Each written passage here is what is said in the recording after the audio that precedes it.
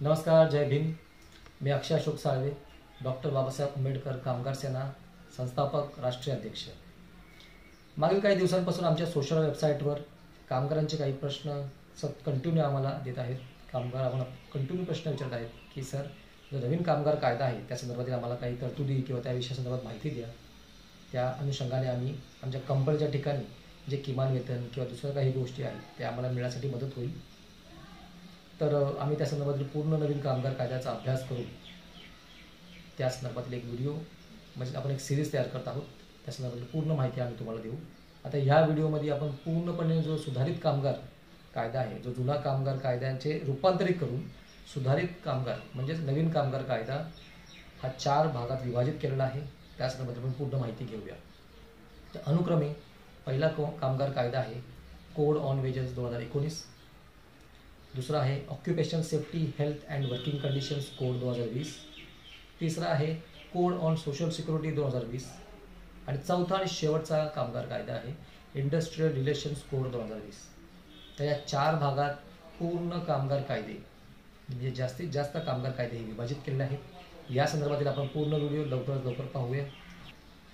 तर पहिला कोड जो आहे कोड ऑन वेजेस 2019, यात कोणकोणते कायदे समाविष्ट असतील.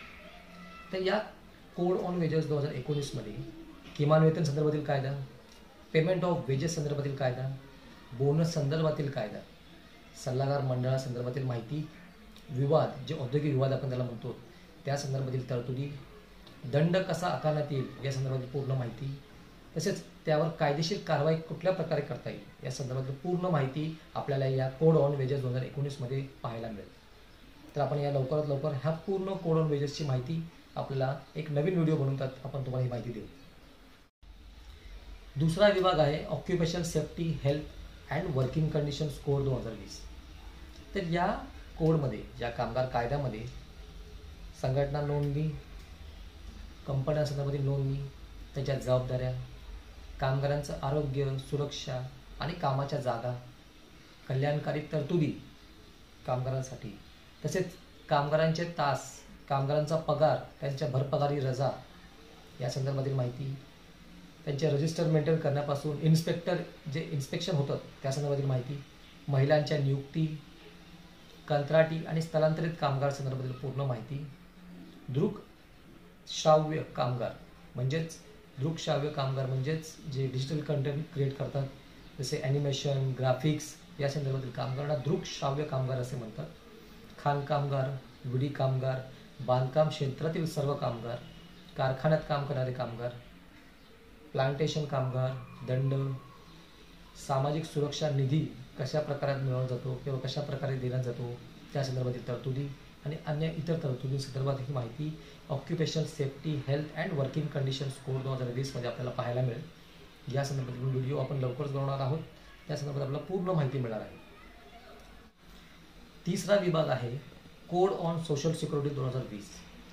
कोड ऑन सोशल सिक्युरिटी 2020मध्ये संस्था संदर्भातील माहिती, प्रॉव्हिडंट फंड ज्याला आपण PF म्हणतो त्या संदर्भातील पूर्ण कायदे, कामगार विमा, ESIC या संदर्भातील माहिती, ग्रॅज्युटी आता कुठल्या प्रकारे घेण्यात येईल त्या संदर्भातील माहिती, तसेच महिलांना मॅटर्निटी बेनिफिट्स कसे मिळवता येतील त्या संदर्भातील पूर्ण माहिती, त्यानंतर कामगाराच्या ठिकाणी कामगारांची जी भरपाई देण्यात यायला हवी त्या संदर्भातील पूर्ण माहिती, त्याच्यानंतर असंघटित कामगार आपल्याला माहिती आहेत त्या संदर्भातील पूर्ण माहिती, त्याच्यावरती त्या संदर्भातील कायदे, अधिकार वर्ग आणि त्या संदर्भातील अंमलबजावणी, तसेच गुन्हे आणि दंड, कुठल्या प्रकारचे गुन्हे आहेत त्याच्यावर कसल्या प्रकारे दंड आकारण्यात येईल, तसंच नोकरीविषयक सर्व तरतुदी आपल्याला कोड ऑन सोशल सिक्युरिटी 2020मध्ये पाहायला मिळेल. या संदर्भातील आपण लवकरच व्हिडिओ बनवणार आहोत.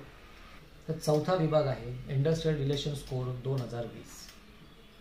ह्या कोडमध्ये किंवा या कामगार कायद्यामध्ये द्विपक्षीय समिती संदर्भातील कायदे, कामगार संघटना, standing orders, notice of change, reference, यंत्रणा, संप आणि टाळेबंदी हा खूप महत्त्वाचा विषय आहे. संप आणि टाळेबंदी आताच्या काळात कुठल्या प्रकारे कुठल्या वेळेस संप करण्याचा त्या संदर्भात टाळेबंदी संदर्भातील पूर्ण कायदे यात दिलेले आहेत.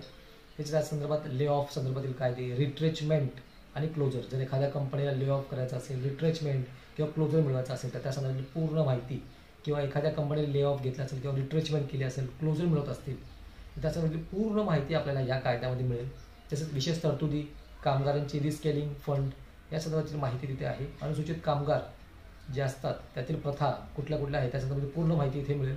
गुन्हा आणि परत दंड या संदर्भातील पूर्ण माहिती इथे मिळेल. आणि त्यातील अन्य तरतुदी आपल्या इंडस्ट्रियल रिलेशन्स कोड 2020मध्ये पूर्ण माहिती त्या संदर्भात आहे. तर आपण हे 4 कामगार कायदे आज आपण पाहिले. तर या कामगार कायद्याच्या अंतरित सर्व कामगार कायदे आपण भारत सरकारने एकत्रित केलेले आहेत. तर हे कामगार कायदे आपण सर्वीकडे बघत आहोत आणि या कायद्याचा अभ्यास करून आपल्याला नवीन ज्या कंपनीच्या ठिकाणी आपण काम करत आहोत त्या ठिकाणी आपल्याला न्याय मिळवण्यासाठी किंवा आपल्याला आपले हक्क मिळवण्यासाठी खूप आणि खूप मदत होईल. तर जास्तीत जास्त हा व्हिडिओ आपण सर्वांनी अभ्यासा, त्याच्यामध्ये पूर्ण माहिती घ्या. आम्ही पूर्ण कामगार कायदा हा लवकरच आपल्यासमोर विश्लेषण करणार आहोत, त्याचं पूर्ण माहिती आपल्याला देणार आहोत. तरी आपण या सर्व कामगार कायद्यासंदर्भातील पुढील व्हिडिओ बनवणार आहोत. तरी आपल्याला कुठल्याही प्रकारचे कामगार संदर्भातील काही विषय किंवा काही माहिती हवी असल्यास कमेंट बॉक्समध्ये आम्हाला त्या संदर्भातील माहिती कळवा. आम्ही नक्की त्यावर व्हिडिओ बनवू.